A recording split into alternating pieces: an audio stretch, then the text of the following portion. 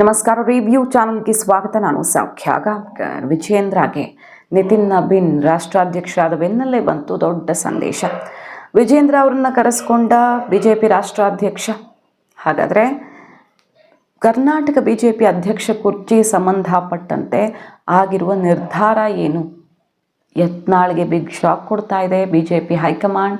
Details ಎಲ್ಲ ಇಡ್ತಾ ಹೋಗ್ತೀವಿ. ಮಿಸ್ ಮಾಡಿದ್ರೆ ನಮ್ಮ ಚಾನಲ್ನ ಸಬ್ಸ್ಕ್ರೈಬ್ ಮಾಡಿ, ನಿಮ್ಮ ಅಭಿಪ್ರಾಯ ಕಮೆಂಟ್ ಮಾಡಿ ತಿಳಿಸಿ. ವೀಕ್ಷಕರೇ, ಕರ್ನಾಟಕ ಬಿಜೆಪಿಯಲ್ಲೂ ಕೂಡ ನಾಯಕತ್ವದ ಜಟಾಪಟಿ ನಡೀತಿದೆ. ಅದು ಬೀದಿಗೆ ಬೀಳಬಾರ್ದು ಅಂತ ಬಿಜೆಪಿ ಹೈಕಮಾಂಡ್ ಇಷ್ಟು ದಿನ ಏನಾಗುತ್ತೆ ಅನ್ನೋದರ ಬಗ್ಗೆ ಯಾವುದೇ ಸುಳಿವನ್ನು ಕೊಡದೆ ನಡೆಸ್ಕೊಂಡು ಬಂತು. ಆಗುತ್ತೆ, ಈಗಾಗುತ್ತೆ, ಆಗಾಗುತ್ತೆ ಅಂತ. ಕರ್ನಾಟಕ ಕಾಂಗ್ರೆಸ್ನಲ್ಲಿ ಮಾತ್ರ ಅಲ್ಲ, ಬಿಜೆಪಿಯಲ್ಲೂ ಕೂಡ ನಾಯಕತ್ವದ ಪೈಪೋಟಿ ತಾರಕಕ್ಕೇರಿದೆ. ಈಗ ನಿತಿನ್ ನಬೀನ್ ಆಯ್ಕೆ ಬೆನ್ನಲ್ಲೇ ಅದಕ್ಕೆ ಫುಲ್ ಸ್ಟಾಪ್ ಹಾಕಲಾಗಿದೆ. ಏನು ಹಾಗಾದರೆ ನಿರ್ಧಾರ? ವಿಜಯೇಂದ್ರ ಅವ್ರನ್ನ ಕರೆಸ್ಕೊಂಡು ಹೇಳಿದ್ದೇನು? ಮಾಜಿ CM ನಿವಾಸದಲ್ಲಿ ನಡೆದಿದ್ದೇನು? ರಿಪೋರ್ಟ್ ನೋಡ್ತಾ ಹೋಗೋಣ one by one. Number 1, Nitin Nabin ಅವ್ರಿಗೆ ಎಷ್ಟು ವರ್ಷ? 45 ವರ್ಷ. ವಿಜಯೇಂದ್ರ ಅವ್ರ ಬಗ್ಗೆ ಕರ್ನಾಟಕ ಬಿಜೆಪಿಯಲ್ಲಿ ಆಡ್ತಾ ಇದ್ದ ಮಾತೇನು? ಜೀನ್ಸ್ ಪ್ಯಾಂಟ್ ಅಧ್ಯಕ್ಷ ಅಂತ. ಅಂದರೆ ತುಂಬ ಎಳಸು, ಇನ್ನೂ ಅನುಭವ ಇಲ್ಲ, ಸಿಕ್ಕಾಪಟ್ಟೆ ಬೇರೆ ಬೇರೆ ಹೊಣೆಗಾರಿಕೆಯನ್ನು ಇವರು ವಹಿಸ್ಕೊಂಡು ಎಕ್ಸ್ಪೀರಿಯನ್ಸೇ ಇಲ್ಲದೆ ಡೈರೆಕ್ಟಾಗಿ ಅಪ್ಪನ ಹೆಸರು ಹೇಳ್ಕೊಂಡು ಬಂದು ಅಧ್ಯಕ್ಷರನ್ನಾಗಿ ಮಾಡಲಾಯಿತು ಅಂತ ವಿಜಯೇಂದ್ರ ವಿರುದ್ಧ ಸಿಕ್ಕಾಪಟ್ಟೆ ಆಕ್ರೋಶ ಇದ್ದಿದ್ದು. ರೆಬಲ್ ಟೀಮ್ ಮುಗಿಬಿದ್ದಿದ್ದೆ ಅದಕ್ಕೆ. ಇಲ್ಲಿ ಹೋರಾಟ ಆಗ್ತಾ ಇಲ್ಲ, ಆಡಳಿತ ಪಕ್ಷದ ವೈಫಲ್ಯಗಳನ್ನು ಎತ್ತಿ ಹಿಡಿತಿಲ್ಲ ಅಂತ ದೂರಿನ ಮೇಲೆ ದೂರನ್ನು ಹೈಕಮಾಂಡ್ಗೆ ತಲುಪಿಸ್ತಾನೆ ಬಂದಿದ್ದಾರೆ ರೆಬಲ್ ಟೀಮ್ನವರು. ಯತ್ನಾಳ್ ಹೊರಗಡೆ ಇದ್ದಾರೆ ಅನ್ನೋದನ್ನು ಬಿಟ್ಟರೆ ರೆಬಲ್ ಟೀಮ್ಗೆ ಗೈಡ್ ಆಗಿಯೇ ಅವರು ವರ್ಕ್ ಮಾಡ್ತಾ ಇದ್ದಾರೆ ಒಂದು ರೀತಿಯಲ್ಲಿ. ಆದರೆ ಈಗ ನೋಡಿ, ವಿಜಯೇಂದ್ರ ಅವರ ಬದಲಿಸುವಂಥ ನಿರ್ಧಾರವನ್ನು ಬಿಜೆಪಿ ಹೈಕಮಾಂಡ್ ಕೈ ಬಿಟ್ಟಿದೆ. ಅದೀಗ ಸ್ಪಷ್ಟವಾಗ್ತಿದೆ. ನಿತಿನ್ ನಬೀನ್ ಆಯ್ಕೆ ಬೆನ್ನಲ್ಲೇ ಕರೆಸಿ ಮಾತಾಡಿ ಇದನ್ನು ಖಚಿತಪಡಿಸಿದ್ದಾರೆ. ಹೆಚ್ಚು ಕಡಿಮೆ 30 ರಾಜ್ಯಗಳಲ್ಲೂ ಕೂಡ, ಅಂದರೆ ಉಳಿದ ರಾಜ್ಯಗಳಲ್ಲಿ ಎಲ್ಲ ಕಡೆ ಅಧ್ಯಕ್ಷ ಆಯ್ಕೆ ಪ್ರಕ್ರಿಯೆಯನ್ನು ಮುಗಿಸಲಾಗಿದೆ. ಮತ್ತು ಆಂತರಿಕ ಚುನಾವಣೆಗಳು ಎಲ್ಲೆಲ್ಲ ಆಗಬೇಕಿತ್ತೋ ಎಲ್ಲವೂ ಕೂಡ ಫಿನಿಶ್ ಆಗಿದೆ. ಕರ್ನಾಟಕದಲ್ಲಿ ಮಾತ್ರ ಆ ಪ್ರಾಸೆಸ್ಗೆ ಚಾಲನೆ ಕೊಡುವ ಅವಶ್ಯಕತೆ ಇಲ್ಲ ಅನ್ನೋದನ್ನು ಖಚಿತಪಡಿಸಿದೆ. ಯಾಕಂದರೆ ವಿಜಯೇಂದ್ರ ಅವ್ರನ್ನ ಮುಂದುವರಿಸುವ ನಿರ್ಧಾರ ಬಿಜೆಪಿ ಹೈಕಮಾಂಡಿಂದ ಈಗ ಅಧಿಕೃತವಾಗಿ ಆಗಿರೋದು. ಸೊ ಪದೇ ಪದೇ ನಾಯಕತ್ವ ಬದಲಾವಣೆ ಅಸ್ಥಿರತೆಯ ಸಂಕೇತ ಅಂತ ಕರ್ನಾಟಕ ಬಿಜೆಪಿಯಲ್ಲಿ ಅವರನ್ನೇ ಮುಂದುವರಿಸೋದು. ಯಡಿಯೂರಪ್ಪನವರ ಬಲ ತಕ್ಕ ಮಟ್ಟಿಗಂತೂ ಪ್ರಭಾವ ಬೀರುತ್ತೆ. ಈಗಲೂ ಕೂಡ ಅವರು ಎಷ್ಟು ಆ್ಯಕ್ಟಿವ್ ಆಗಿದ್ದಾರೆ ಬಿಟ್ಟಿದ್ದಾರೆ ಅನ್ನೋದಕ್ಕಿಂತ ಮುಂಬರೋ ಚುನಾವಣೆಯಲ್ಲಿ ಮೈತ್ರಿಗೆ ಅದು ಹೆಲ್ಪ್ ಆಗುತ್ತೆ.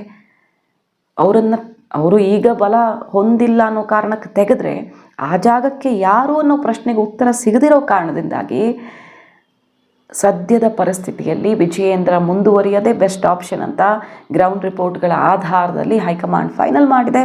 ನಿತಿನ್ ನಬೀನ್ ಅವರು ಕೆಲವಷ್ಟು ಬದಲಾವಣೆಗಳಿಗೆ ವಿಜಯೇಂದ್ರ ಅವ್ರಿಗೆ ಸಂದೇಶ ಕೊಟ್ಟಿದ್ದಾರೆ. ಫಾರ್ ಎಕ್ಸಾಂಪಲ್, ಯುವಕರ ಪಡೆಯೊಂದಿಗೆ ವಿಜಯೇಂದ್ರ ಮುನ್ನುಗ್ತಾ ಇರ್ತಾರೆ ಅನ್ನೋದೇ ಒಂದು ಬೇಸರ ಇತ್ತು. ಸೀನಿಯರ್ಸ್ ಕಡೆಗಣಿಸ್ತಾರೆ ಅಂತ. ಸೊ ಹಿರಿಯರನ್ನು ವಿಶ್ವಾಸಕ್ಕೆ ತಗೊಳ್ಬೇಕು, ಹಿರಿಯರಿಗೂ ಕೂಡ ಆಯಕಟ್ಟಿನ ಜವಾಬ್ದಾರಿ ಕೊಡೋದು ಈಗ ಹೈಕಮಾಂಡ್ ಚಿಂತನೆಯಾಗಿದೆ.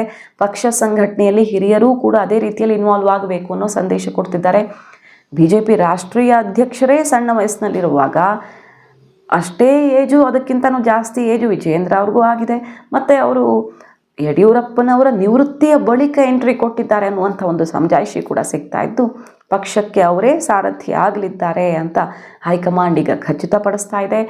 ರಾಜ್ಯ ಪ್ರವಾಸ ಮತ್ತು ಜಿಲ್ಲಾವಾರು ರಾಮಜಿ ವಿಚಾರದಲ್ಲಿ ಮನವರಿಕೆ ಮಾಡಿಕೊಡೋದು, ಮುಂಬರುವ ಚುನಾವಣೆಗೆ, ಲೋಕಲ್ ಬಾಡಿ ಎಲೆಕ್ಷನ್ಗೆ ತಯಾರಿ, ಮೈತ್ರಿ ಹೊಂದ್ಕೊಂಡು ಹೋಗಬೇಕು. ಸ್ಪೆಷಲ್ ಇನ್ಸ್ಟ್ರಕ್ಷನ್ನು ವಿಜಯೇಂದ್ರ ಅವ್ರಿಗೆ, ಮೈತ್ರಿ ವಿಚಾರದಲ್ಲಿ ಅಪಸ್ವರ ಏಳಬಾರ್ದು, ಸ್ವಂತ ಬಲದ ಹೋರಾಟ ಅದು ಇದು ಸ್ಟೇಟ್ಮೆಂಟ್ಗಳು ಬರಬಾರ್ದು. ಕುಮಾರಸ್ವಾಮಿಯವರು ಮತ್ತು ಇಲ್ಲಿ ಬಿಜೆಪಿ ನಾಯಕರು ಒಟ್ಟೊಟ್ಟಿಗೆ ಹೆಜ್ಜೆ ಹಾಕಬೇಕು ಅನ್ನುವಂಥ ಕಟ್ಟುನಿಟ್ಟಿನ ಸೂಚನೆಯೊಂದಿಗೆ ಬಿಜೆಪಿ ಅಧ್ಯಕ್ಷ ಕುರ್ಚಿಯಲ್ಲಿ ಬದಲಾವಣೆ ಇಲ್ಲ ಅನ್ನೋದನ್ನು ಖಚಿತಪಡಿಸ್ತಾ ಇದೆ ಹೈಕಮಾಂಡ್. ಇದೇ ಹೊತ್ತಲ್ಲಿ ಮಾಜಿ CM ಸದಾನಂದ ಗೌಡರ ಮನೆಗೆ ಕೂಡ ಇವ್ರನ್ನ ಕರೆಸ್ಕೊಂಡು ಮಾತಾಡಿದ್ದಾರೆ ವಿಜಯೇಂದ್ರ ಅವ್ರನ್ನ ಅಂತ ಸುದ್ದಿ ಬರ್ತಾ ಇರೋದು. ಹಿರಿಯರನ್ನು ಒಟ್ಟಿಗೆ ತಗೊಂಡು ಹೋಗಿ, ಇಲ್ಲಾಂದ್ರೆ ಒಳ ಏಟು ಬೀಳೋದು ಗ್ಯಾರಂಟಿ ನಿಮಗೆ ಅಂತ. ಅದು ಹೈಕಮಾಂಡ್ ಮೂಲಕವೇ ಬಂದಿರೋ ಸಂದೇಶ ಇರಬಹುದು, ಅಥವಾ ರಾಜ್ಯ ನಾಯಕರ ಸಂದೇಶವೂ ಇರಬಹುದು. ನೀವು ಎಲ್ಲರನ್ನೂ ಕಡೆಗಣಿಸಿ ಮುನ್ನುಗ್ತೀನಿ ತಂದೆ ಟೀಮ್ ಜೊತೆ ಅಂತ ಹೇಳಿದ್ರೆ ಗ್ಯಾರಂಟಿದು ಸಮಸ್ಯೆ ಆಗುತ್ತೆ ಮುಂದಿನ ದಿನಗಳಲ್ಲಿ. ಸೊ ಇದು ಸಲಹೆಯಾಗಿ ತಗೊಂಡು ಇದನ್ನು ನೀವು ಒಂದಷ್ಟು ಬದಲಾವಣೆ ಮಾಡ್ಕೊಳ್ಳಿ ಅನ್ನುವಂಥ ವಿಚಾರ ಈ ಟೀಮ್ನಿಂದಾನೂ ಬರ್ತಾ ಇದೆ. ಅಂದರೆ ಈಗ ಅನಿವಾರ್ಯ.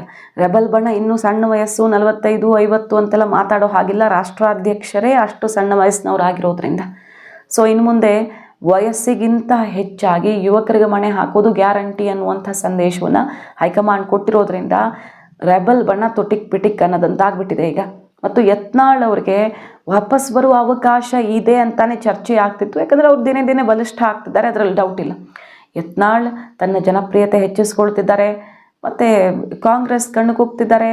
ಇಂಥ ಟೈಮಲ್ಲಿ ಬಹುಶಃ ಎಲೆಕ್ಷನ್ ಟೈಮಲ್ಲಿ ಅವ್ರಿಗೆ ವೆಲ್ಕಮ್ ಮಾಡ್ತಾರೇನೋ ಅಂತಿತ್ತು. ಆದರೂ ವಿಜೇಂದ್ರ ಅಧ್ಯಕ್ಷರಾಗಿದ್ದರೆ ಯತ್ನಾಳ್ ಎಂಟ್ರಿ ಕಷ್ಟ, ಮತ್ತು ಅವರು ಬರೋದಕ್ಕೂ ಇಷ್ಟಪಡಲ್ಲ.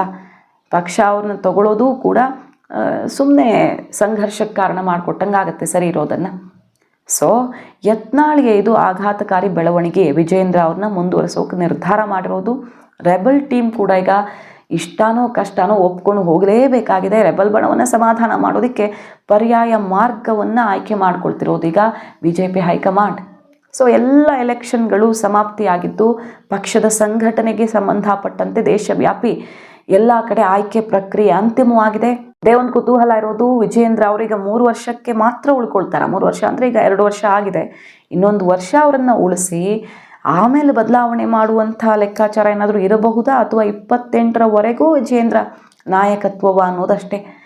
3 ವರ್ಷ ಮುಗಿಸಿದಲ್ಲಿ ತಕರಾರು ತೆಗೆಯೋದಕ್ಕಾಗಲ್ಲ. ಯಡಿಯೂರಪ್ಪನವರು ಅರ್ಧಕ್ಕಿಳಿಸಿದ್ರು ಅಂತಾಗಲ್ಲ, ಅವರ ಟರ್ಮ್ ಕಂಪ್ಲೀಟ್ ಆಯಿತು ಮತ್ತೊಬ್ಬರನ್ನು ತಂದರು ಅಂತಾಗುತ್ತೆ. ಆ ಥರ ಆದರೆ ಮತ್ತೆ ಯತ್ನಾಳ್ ಗುರಿಗೆ ಸ್ವಲ್ಪ ಕ್ಲಾರಿಟಿ ಸಿಕ್ಕಂಗಾಗುತ್ತೆ, ಮತ್ತೆ ಅವರ ಆಸೆ ಚಿಗುರೊಡೆಯುತ್ತೆ.